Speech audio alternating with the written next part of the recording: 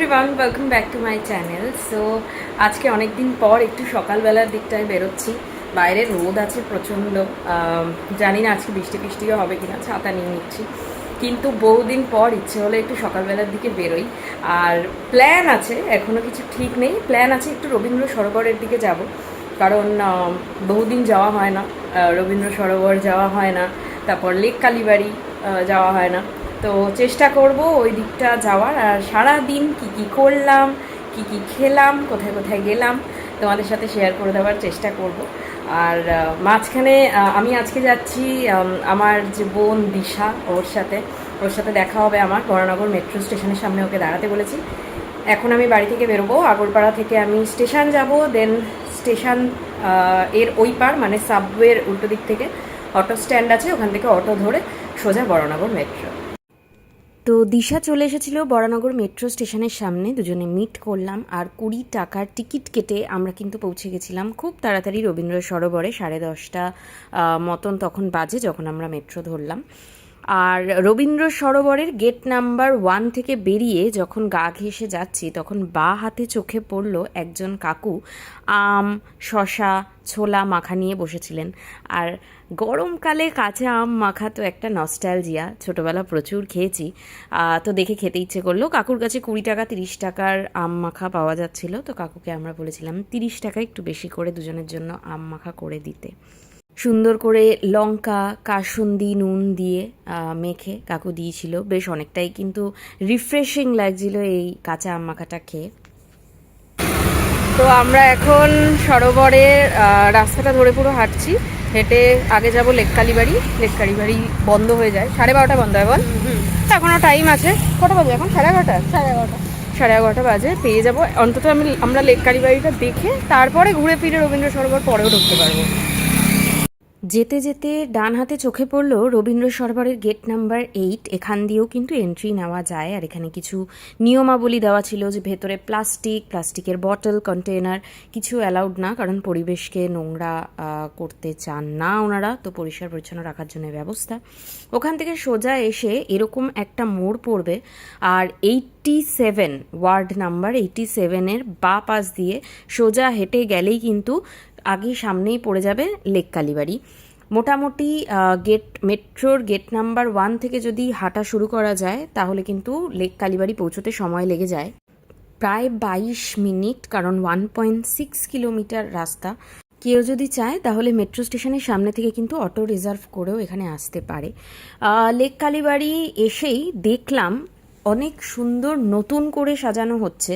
আর প্রথমেই কিন্তু বাঁ হাতে পড়বে এই যে ধূমাবতীর মন্দির, মা বগলামুখীর মন্দির এবং মা সন্তোষীর মন্দির। এই লেক কালীবাড়িটি তৈরি করেন শ্রী শ্রী হরিপদ চক্রবর্তী, যিনি একজন খুবই নামকরা তন্ত্রসাধক। 13 এপ্রিল 1949 সালে এখানে মা কালী করুণাময়ী রূপে পূজিত হন। 2002 সাল থেকে এই মন্দিরটির পুনর্নির্মাণের কাজ চলছে। আর খুবই নিপুণ ও দক্ষ শিল্পীর শিল্পকলার নিদর্শন হিসেবে এটি তৈরি হতে চলেছে। মন্দিরটির কাজ এখনও বেশ কিছুটা অসম্পূর্ণ রয়েছে, তাই ভেতরে আর যেতে পারিনি।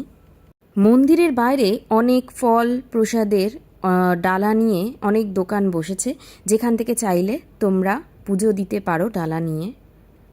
এখানে তন্ত্র সাধকেরও একটি ঘর বানানো হয়েছে। মন্দিরটি খোলা থাকে সকাল 6টা থেকে দুপুর 12টা পর্যন্ত এবং বিকেলে 3:30 থেকে রাত 9টা পর্যন্ত। সন্ধে 7:30টার সময় এলে এখানে কিন্তু সন্ধ্যা আরতির দর্শন তোমরা করতে পারো। মন্দিরের গায়ে লক্ষ্য করলে দেখতে পাবে এখানে কিন্তু কোনো রকম পশু বলি মানত করা বারণ। এর উল্টো দিকেই একটি পার্ক মতন রয়েছে, যেখানে শিবলিঙ্গ রয়েছে। তার ঠিক পাশেই একটু এগিয়ে গেলেই পড়ছে Birla academy of art and culture. আর এখানে অনেক নতুন প্রজেক্টের ওপর কাজ হচ্ছিল। তো 3টের সময় সব দেখা যাবে যদি কেউ এক্সিবিশন দেখতে আসো। কিন্তু আমাদের অনেক লেট হয়ে গেছিলো, আর আমাদের উদ্দেশ্য ছিল আমাদের উদ্দেশ্য ছিল রবীন্দ্র সরোবরে যাওয়া, ওটাই কভার করা। তো সেই জন্য ঠিক বিড়লা একাডেমির বাঁ হাতে এই যে গলি মতন দেখছো, এখানেই কিন্তু প্রবেশ করলে দেখতে পাবে চারিদিকে গার্ডেন মতন বানানো, আর এত সুন্দর করে পরিচর্যা করা হয়েছে। প্রত্যেকটি গাছ মালির দ্বারা এত সুন্দর করে পরিচর্যা করা হয়। এবং তার বাঁ দিকে তাকালেই দেখতে পাবে লেক কালীবাড়ির যে নতুন মন্দিরটি নির্মাণ হচ্ছে সেই দৃশ্যটি। এখানে কিন্তু রাধা মাধবের একটি সুন্দর মূর্তি রয়েছে। লেক কালীবাড়ি থেকে বেরিয়ে আমরা সোজা চলে গেছিলাম একটু লেক মল, কারণ প্রচণ্ড গরমও ছিল। ভাবলাম যে গিয়ে একটু রিল্যাক্স করি, প্লাস একটুখানি খাওয়া দাওয়া করি, কারণ সকালবেলা তাড়াতাড়ি বেরিয়েছিলাম, তো সেরকম কিছু খেয়ে বেরোনো হয়নি। তো লেক মল পৌঁছোতে লেক কালীবাড়ি থেকে হেঁটে সময় লাগে প্রায় ওই 13 মিনিট মতন, কারণ এটা 900 মিটার ডিস্টেন্সে রয়েছে। ফুড কোর্টে বসে আমরা বার্গার কিং থেকে অর্ডার করে নিয়েছিলাম একটা কম্বো, চিকেন বার্গারের কম্বো, প্লাস তার সাথে কিন্তু নিয়ে নিয়েছিলাম পেরি পেরি ফ্রাইজ, আর সাথে ছিল একটা মিডিয়াম কোক। এই টোটাল ফুড কম্বোটার প্রাইস কিন্তু আমাদের পড়েছে 250 রুপিস। তো এখানে ব্যাগের মধ্যে ফ্রাইসগুলোকে ঢেলে পেরি পেরি মশালা মিক্স করে দেন খেতে হয়, আর এরকম দেখতে হয়েছিল, but it was really very tasty. এবার ওখান থেকে বেরিয়ে আমাদের আসার পালা ছিল রবীন্দ্র সরোবর। তো রবীন্দ্র সরোবরে গেট নাম্বার 6-এর ঠিক উল্টো দিকে রয়েছে এই একটা ক্যাফে, মোকটু ম্যাজিক ক্যাফে। আর সত্যি ক্যাফেটার আমি যা মেনু দেখলাম তোমাদের সাথে শেয়ার করার চেষ্টা করলাম, খুব অ্যাফোর্ডেবল প্রাইসেই পেয়েছি। আমরা এই কম্বোটা অর্ডার করে নিয়েছিলাম, 200 টাকা পার হেড মতন চার্জ পড়েছিল, আর একটা মকটেল অর্ডার করেছিলাম। আমার পার্সোনালি ক্যাফেটা খুব কনজেস্টেড আর সাফোকেটেড রেখেছে, বাট হ্যাঁ, অ্যাফোর্ডেবল প্রাইসে যদি কেউ ক্যাফেতে যেতে চাও তো definitely it's গনা be a good try. তো আমরা 6 নম্বর গেট দিয়ে প্রবেশ করে এই ম্যাপ ধরে হাঁটা শুরু করেছিলাম ডান দিক দিয়ে, কারণ আমাদের ইচ্ছে ছিল সবার প্রথমে সেই জায়গাটাতে যাওয়ার যেখানে অনেক পদ্ম ফুটে থাকে লেকের মধ্যে। প্লাস সকাল থেকে হেঁটেছি আর এত হাঁপিয়ে গেছিলাম, তো ভাবলাম যে বসে গাছগাছালির মাঝখানে একটু রেস্ট নিয়ে নেব। কানা হয়ে গেছি, ভীষণ রোদ, সানগ্লাস পর। তো এখন আমরা রবীন্দ্র সরোবরে ঢুকেই গেছি, ঢুকে হাঁটছি। আমরা কোন গেট দিয়ে ঢুকলাম? 6 নম্বর। 6 নম্বর গেট দিয়ে হাঁটছি, 6 নম্বর হয়ে 1 নম্বরের দিকে যাব, কারণ ওদিকে দুর্গা মিউজিয়ামটা আছে, ওটা দেখবো। ওটা দেখার অনেক দিনের ইচ্ছা আমাদের, বল কতদিন ধরে ইচ্ছা, ওটা দেখা হয়নি, ওটা দেখবো। অ্যান্ড দেন লিলি পন্ডে বোধহয় এখন পদ্ম পাবো না, বাট যাই হোক দেখবো। আসলে রবীন্দ্র সরোবর এত বড় জায়গা যে ঘুরে শেষ করা তো ইম্পসিবল একদিনে। আর আমাদেরও মানে পেট অবস্থা খুব খারাপ, খুব খারাপ। এত খাওয়া দাওয়া করেছি, মানে জোর করে লিটারেলি লাস্টে খেতে হয়েছে, প্লাস একটু ফেলতেও হয়েছে। অনেস্টলি খাবার ফেলা ভালো না, আমরা কখনো ফেলিও না, কোনো দিনই এরকম অবস্থা হয়নি, বাট এতটা মানে পরিমাণে বেশি ছিল যে কি পাগলা, এতটা পরিমাণে বেশি ছিল যে আমরা শেষ করতে পারিনি, তো একটুখানি ফেলতে হয়েছে। বাট এবার হাঁটছি, বেশ ভালোই লাগছে, মাঝে সাঝে ছায়া, মাঝে সাঝে রোদ। এখানে এত সুন্দর গাছগাছালি, সব সায়েন্টিফিক নেম ফেম দেওয়া, মানে কেউ বোটানিক্যাল গার্ডেন যেতে না চাইলে রবীন্দ্র সরোবর চলে আসতে পারে। তবে মানে এখন তো সব ঠিক আছে। এখন কটা বাজে? 3টে 3:30 বোধহয় বাজে, নাকি 4টে বাজে মেবি। তো এখন তো পরিবেশ ঠিক আছে, বাট একটু পর থেকে আর কি সব জায়গা পরিবেশটা একটু, হ্যাঁ একটু সব জায়গা থাকার মতন বসার মতন হয় না। তো যখন এখন একটু ঘুরে নিচ্ছি, সুযোগ পাচ্ছি।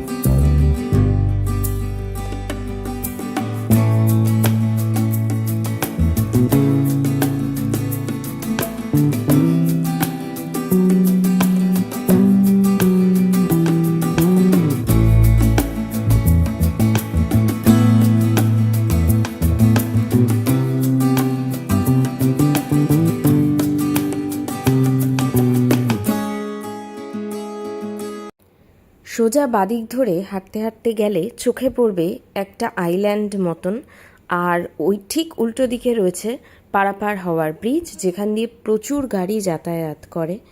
আর অনেকগুলো এখানে ক্রিকেট গ্রাউন্ড কিন্তু রয়েছে, যেখানে বাচ্চাদের বিকেল সন্ধে করে ক্রিকেট প্র্যাকটিস করানো হয়। এইখানে 3 রকমের ক্যানন আছে, যেই ক্যাননগুলো দেখতে পাচ্ছ। শোনা যায় যে এক্সক্যাভেশনের সময় এই ক্যাননগুলো উদ্ধার করা হয়, আর মনে করা হয় সিরাজউদ্দৌলার সময়কার ক্যানন এইগুলি, কিন্তু কী কারণে এখানে রয়েছে সেটা জানা যায়নি। ঘুরে অনেকটা হেঁটে আমরা গেট নম্বর 3 দিয়ে প্রবেশ করলাম আইল্যান্ডটা আর এই হ্যাঙ্গিং ব্রিজটা দেখার জন্য। এই দুটো কিন্তু একদম পাশাপাশি রয়েছে, তো গেট নাম্বার 3 দিয়ে ঢুকলেই বাঁ হাতে সবার প্রথমে এই দুটো চোখে পড়বে। আর এই যে আইল্যান্ডটা রয়েছে, এইটা কিন্তু শুধুমাত্র মাইগ্রেটরি বার্ডসদের জন্যই তৈরি হয়েছে। সারা বছর এখানে প্রচুর পাখি দেখা যায়। আর এই দেখো, এখানে কিন্তু বোটিংও হয় বিকেল সন্ধেবেলা করে। তো এখানে গেলে তোমরা বোটিংটাও করতে পারবে। এটার জন্য কোনো রকম এন্ট্রি ফি আছে কি না সেটা আমরা জানি না, আর খোঁজ নিয়ে দেখা হয়নি। তবে চেষ্টা করেছি জুম করে তোমাদের সাথে শেয়ার করার, যে দেখো এখানে কতগুলো বক আরও অন্যান্য পাখি আইল্যান্ডের মধ্যে কিন্তু দেখা যাচ্ছে। 1920 সালে ক্যালকাটা ইমপ্রুভমেন্ট ট্রাস্ট এই জলা জমিটিকে এক্সক্যাভেশনের আন্ডারে নেয় এবং ওনারা বিউটিফিকেশনের জন্য এটার ওপর কাজ শুরু করে। এই সম্পূর্ণ লেকটা কিন্তু ম্যানমেড।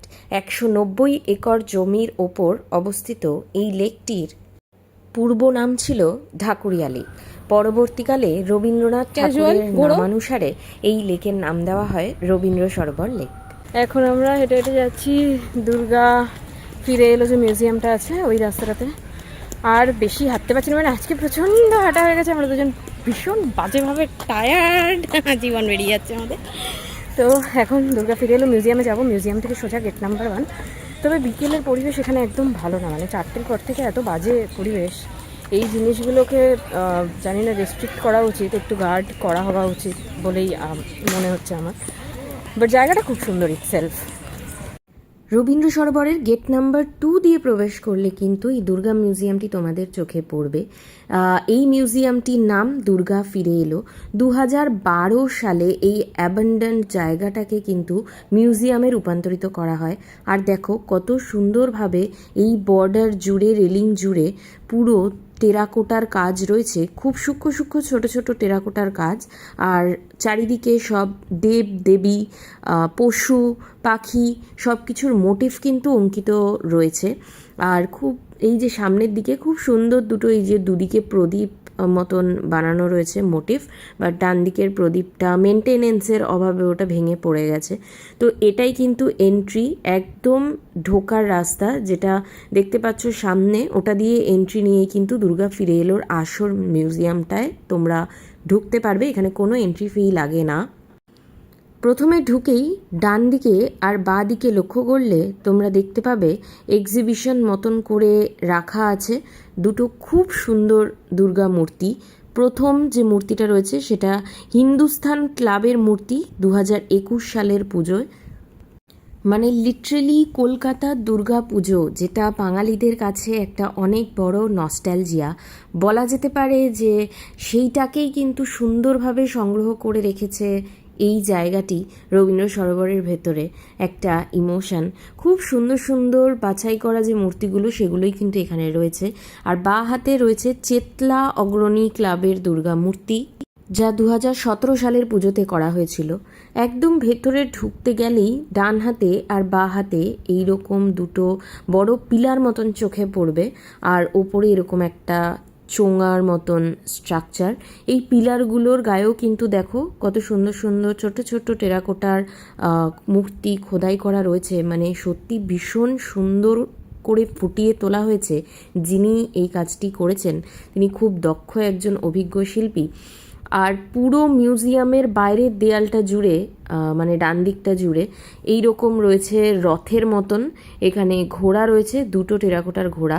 আর পুরো বডিতে কিন্তু শিব, ব্রহ্মা, বিষ্ণু, রাধা কৃষ্ণ আর কালী প্রত্যেকটি মূর্তি খুব সুন্দর করে খোদাই করে তৈরি করা হয়েছে।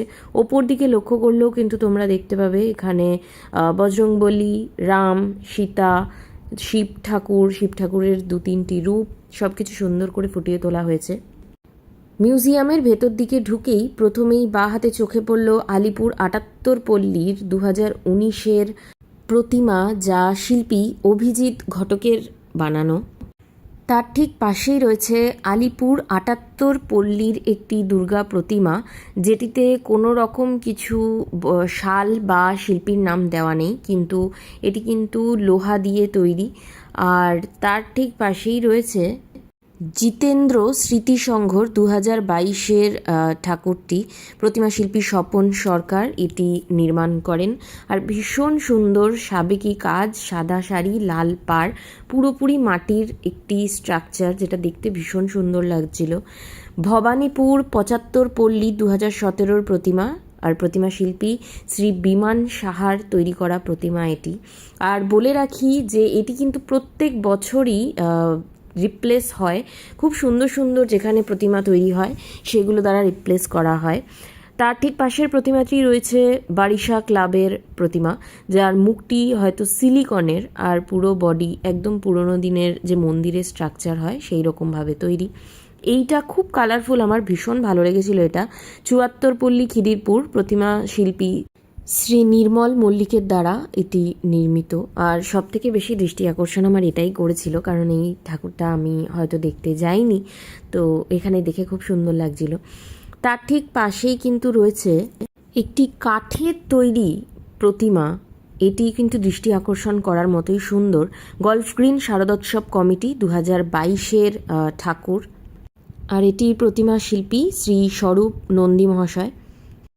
আর একদম সোজাসুজি সামনাসামনি দরজাটা দিয়ে ঢুকলেই চোখে পড়বে নপাড়া দাদাভাই সংঘর ২০২১ সালে যে প্রতিমাটি তৈরি হয়েছিল সেই প্রতিমাটি। ভীষণ সুন্দর, আর সব থেকে বড় ইমোশন এটা, কারণ একদম আমাদের বাড়ির কাছের পুজো। আর তার ঠিক পাশেই রয়েছে নভাড়া দাদাভাই সংঘেরই ২০২৩ সালে যে প্রতিমাটি খুব ভাইরাল হয়েছিল, সিলিকনের দুর্গা। দুটোই ভীষণ ভীষণ সুন্দর, সেই জন্যই হয়তো এখানে রয়েছে সাজানো। এরপরেই রয়েছে জানবাজার সম্মিলিত কালী পুজো সমিতির একটি প্রতিমা, সুন্দর করে নিয়ে যাচ্ছে কাঁধে করে। তার পাশে রয়েছে চেতলা অগ্রণী ২০২০ সালের একটি প্রতিমা, যা শিল্পী অনির্বাণ দাসের দ্বারা নির্মিত। তবে কিছু প্রতিমা এরকমও ছিল যেগুলোর কোনো নাম বা লোকেশান বা কত সালে তৈরি হয়েছে সেরকম কিছুই লেখা দেখতে পাইনি, কিন্তু এরকম সেম প্রতিমা দুদিকে দুটো ছিল। মাঝখানে ছিল আইরিটোলা সার্বজনীন দুর্গোৎসবের ২০২৪ সালের যে প্রতিমাটি তৈরি হয়েছিল সেই প্রতিমাটি। এখানেও মায়ের মুখটা ভীষণ সুন্দর। আর জানিয়ে রাখি, এই দুর্গা মিউজিয়ামটিতে আসতে গেলে কিন্তু তোমাদের দুপুর ৩টের পর আসতে হবে, কারণ এটি খোলে দুপুর ৩টের সময় আর বন্ধ হয় সন্ধে ৭টার সময়। তো স্পেসিফিক্যালি কেউ যদি এই মিউজিয়ামটিতে আসতে চাও তাহলে অতি অবশ্যই ৩টের পরেই এসো, আর ৭টার আগে এসো। তবে প্রত্যেক বছর পুজোর পর যদি যাও তাহলে কিন্তু সেম প্রতিমা নাও দেখতে পেতে পারো, এখানে চেঞ্জ হতে থাকে যেহেতু প্রতিমা প্রত্যেক বছর, তো নতুন প্রতিমাও তোমরা দেখতে পাবে। এখানেও কিন্তু আমরা একটা ক্যানন দেখতে পেয়েছিলাম।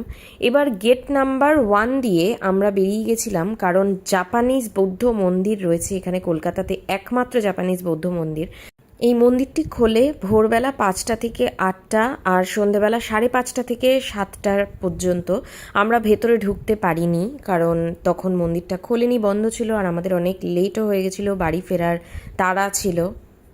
মানে সিরিয়াসলি রবীন্দ্র সরোবর থেকে হেঁটে হেঁটে আমরা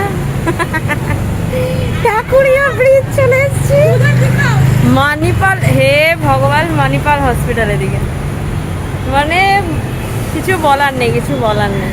আমরা জাস্ট পাগল হয়ে গেছি, পাগলের মতন হেঁটেছি, এত হেঁটেছি, পায়ের আওয়াজ, পা শূন্য হয়ে গেছে, আমাদের কিছু বুঝতে পারছি না। পায়ের নিচে আমরা কিছু ফিল করতে পারছি না, পায়ের নিচে এত ব্যথা করছে। ও বাবা!